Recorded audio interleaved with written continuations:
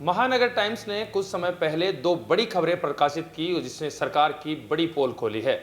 सबसे मजबूत लोकतंत्र के अंदर सबसे बड़ी ताकत प्रश्न पूछना माना जाता है, लेकिन 200 विधायकों में से 25 विधायक ऐसे हैं जिन्होंने एक भी सवाल विधानसभा में नहीं पूछा। दूसरी तरफ तीन बड़े नेता, दिग्गज नेता अशोक गहलोत, वसुंधरा राजे और सचिन पायलट जैसे नेताओं ने भी एक भी सवाल नहीं पूछा, जो कि मुख्यमंत्री की दौड़ में सबसे आगे है। इस सब को लेकर चर्चा में हमारे साथ हैं हमारे समाचार संपादक उपेंद्र शर्मा जी। उपेंद्र जी, क्या लगता है कि 200 विधायक जिनमें से 25 विधायक ऐसे हैं जिन्होंने विधानसभा में एक भी सवाल नहीं पूछा, क्या इससे लोकतंत्र के खतरे में नहीं है? देखिए, बजट सत्र सबसे बड़ा सत्र होता है विधानसभा में और लगभग सभी विधायकों को पर्याप्त समय मिलता है कि वो प्रश्न लगाएं, प्रश्न पूछें, जो भी मुद्दे वहाँ आए हैं जनता से संबंधित उन पर वाद विवाद करें, विमर्श करें, बहस करें।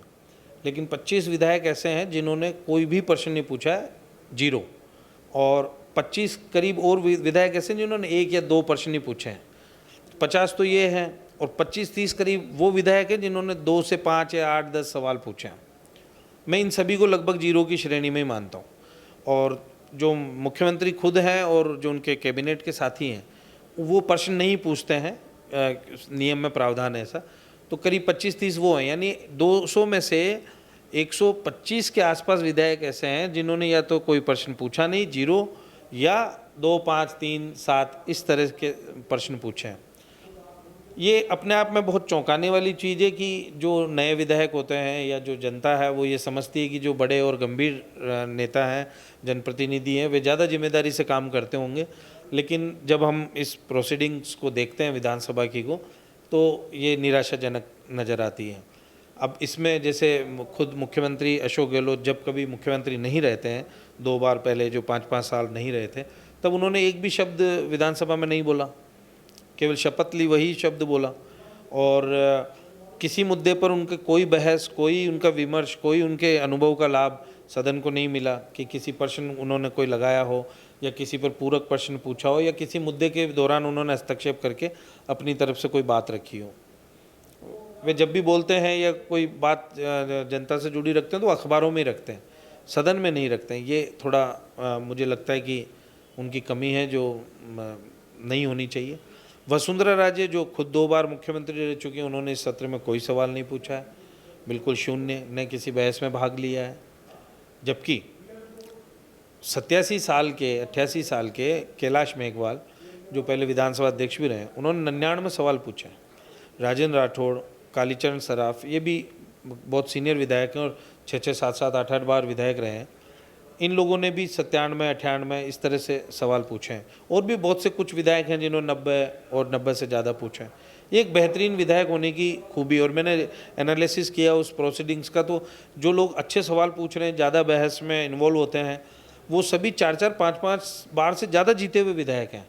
इसका मतलब अगर आप सवाल पूछते हैं और जनता से जुड़े मुद्दों पर रुचि रखते हैं सदन में और अपनी उपस्थिति दर्ज कराते हैं अच्छे से, तो जनता आपकी इस काम को देख रही है और वो आपको बार बार जिताती है। जो लोग सवाल नहीं पूछते अक्सर वही एक के बाद दोबारा जीत नहीं पाते हैं, ऐसा देखने में आता है। अब सचिन पायलट हैं, वो केंद्र में मंत्री रहे हैं, 2 बार सांसद रहे हैं और 1 बार अभी विधायक हैं, पूर्व उप मुख्यमंत्री भी हैं। इसके बावजूद उन्होंने पिछले 1.5-2 साल में ये जब से सरकार बनी कोई सवाल नहीं पूछा है, न किसी बहस में उन्होंने पार्टिसिपेट किया है, न कोई अपनी तरफ से कोई बात रखी है। अब जबकि वो युवा हैं तो उनसे तो ये आशा ज़्यादा की जाती है कि भाई जो केंद्र में मंत्री रहे हैं वो लोकतंत्र की इस ताकत को समझेंगे। लेकिन ये थोड़ा सा निराशाजनक नज़र आया।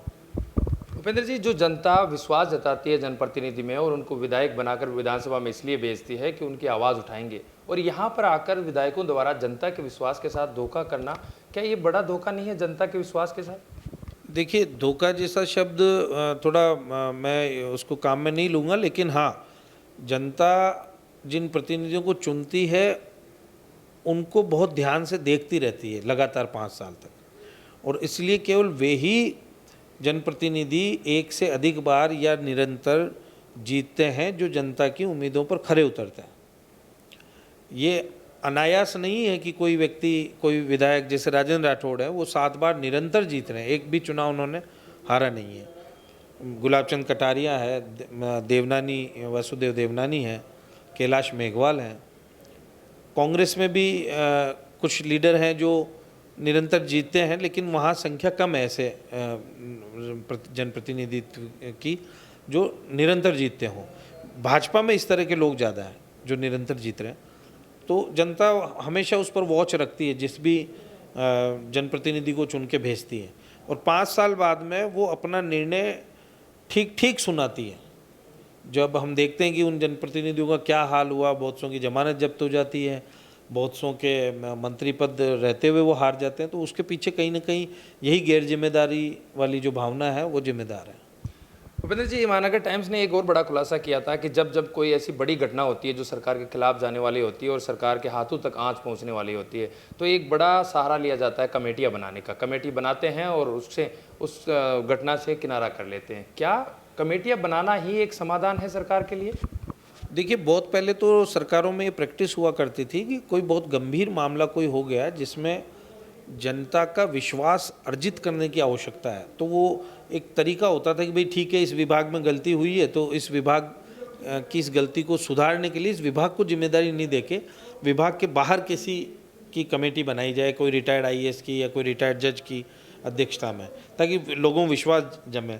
अभी क्या हो रहा है कि आप हर मुद्दे पर कमेटी बना रहे हैं कि ये ऐसा हुआ तो फिर कमेटी बना दीजिए, तो वो जनता का विश्वास इतना हिल चुका है कि आप बार बार कमेटी बना के कमेटियों की जो विश्वसनीयता थी उसको भी कमज़ोर कर रहे हैं। जैसे 10 से 12 साल पहले कमेटी बनी जो नए ज़िले बनने थे राजस्थान में उनकी सिफारिश के लिए, वो एक रिटायर्ड आईएएस थे परमेश चंद्र, उनकी अध्यक्षता में बनी। अब फिर एक कमेटी बना दी रिटायर्ड आईएएस राम लुबाया की अध्यक्षता में। अब आप देखिए कि उस कमेटी की रिपोर्ट का क्या हुआ। उस कमेटी की रिपोर्ट पर एक भी नया जिला नहीं बना, तो वो सारी कवायद बेकार चली गई। अब ये नई कमेटी आ गई। आपने रीट परीक्षा रद्द करनी पड़ी, जबकि उससे पहले आपने कमेटी बनाई थी कि हमें नए सुझाव देगी पेपर लीक को रोकने के लिए, लेकिन फिर भी पेपर लीक हो गए। अभी आपने एक जो यूनिवर्सिटी, कोई प्राइवेट यूनिवर्सिटी थी गुरुकुल यूनिवर्सिटी सीकर, वो केवल ज़मीन ही थी वहाँ पर, उसका भवन ही नहीं था, उसका आपने कानून पेश कर दिया। साफ साफ दिख रहा है कि कुछ लोगों ने उसकी गलत रिपोर्ट करी, तो जिस भी कुलपति या जो भी प्रोफेसर या जो भी अधिकारी उसमें इन्वॉल्व है उनको सीधा पनिश कीजिए, मुकदमा दर्ज कराइए। लेकिन आपने फिर उस पर कमेटी बना दी कि भाई ये कमेटी निर्णय करेगी। एक कुलपति हैं अमेरिका सिंह मोहनलाल सुखाड़े विश्वविद्यालय उदयपुर में, उनकी नियुक्ति हुई थी एक कमेटी की सिफारिश पे, जो सर्च कमेटी होती है राजभवन के स्तर पे। उस कमेटी ने क्या उनकी शैक्षणिक योग्यता देखी नहीं कि अब वापस कमेटी बनाई गई है उनकी शैक्षणिक योग्यता देखने के लिए। तो ये जनता का धन और जनता का समय और राज्य की मशीनरी की जो ऊर्जा है उसे बर्बाद करने का एक तरीका बन गया कमेटी बनाना। क्योंकि जिसकी भी अध्यक्षता में आप कमेटी बनाते हैं सरकार, तो उनको आप एक ऑफिस दीजिए, फिर ड्राइवर दीजिए, 2-3 क्लेरिकल स्टाफ दीजिए, 2-3 अधिकारी लगाइए उनके साथ में, उनको सदस्य बनाइए कमेटी में 2-4 लोगों को, फिर एक वाहन दीजिए, गाड़ी दीजिए, बंगला दीजिए, और भी बहुत सारी सुविधाएं दीजिए, भत्ते दीजिए। तो ये तो सरकार का एक तरह से एक अनर्गल व्यय भार है जो जनता को वहन करना पड़ता है। राजस्थान की राजनीति में भूपेंद्र जी एक और बड़ा उठापटक चल रहा है। पहले जो कांग्रेस सरकार भाजपा के ऊपर ये कह रही थी कि 10 चेहरे हैं मुख्यमंत्री के, आज उसी के मुख्यमंत्री और पूर्व उप मुख्यमंत्री एक दूसरे पर बयानबाजी जारी है। क्या लगता है कि सचिन पायलट का आगे की राजनीति में क्या होगा, क्या भविष्य है? देखिए, राजनीति में भविष्य उनकी हिम्मत पर निर्भर करता है। अगर वो अपनी कोई हिम्मत दिखा पाते हैं, कोई साहसिक निर्णय कर पाते हैं, तो उनका कोई राजनीतिक भविष्य है, अन्यथा उनका कोई राजनीतिक भविष्य नहीं है। जैसे साहसिक निर्णय क्या हो सकता है, वो बीजेपी में जाएं, तो हो सकता है बीजेपी जिस तरह से उन्होंने, भाजपा ने सिंधिया और दूसरे उनके समानांतर जो नेता थे उनको एडजस्ट किया है, अच्छे मुकाम दिए हैं, तो इनको भी मिल जाए शायद, या ये कोई और पार्टी बनाए। लेकिन ऐसा लगता नहीं है कि वो इतना साहस दिखा पाएंगे। रहना उनको अगर कांग्रेस में है, तो कांग्रेस की बात तय है कि कांग्रेस, चूँकि वो एक बार कांग्रेस से छिटक कर जाने की कोशिश कर चुके हैं, तो आप पर कहीं ना कहीं एक डेंट तो लग ही गया, तो उन पर विश्वास करना कांग्रेस आला कमान के लिए बहुत मुश्किल रहेगा। और मेरा ये मानना है कि कांग्रेस की जब कभी भी सरकार बनेगी, तो जब तक स्वस्थ हैं, अशोक गहलोत ही सीएम बनेंगे उसके।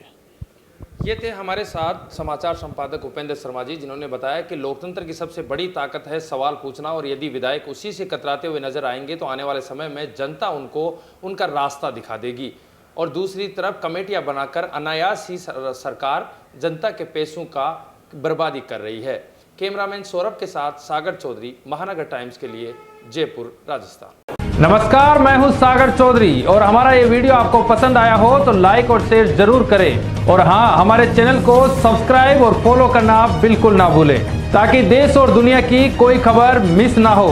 तो जुड़े रहिए हमारे साथ।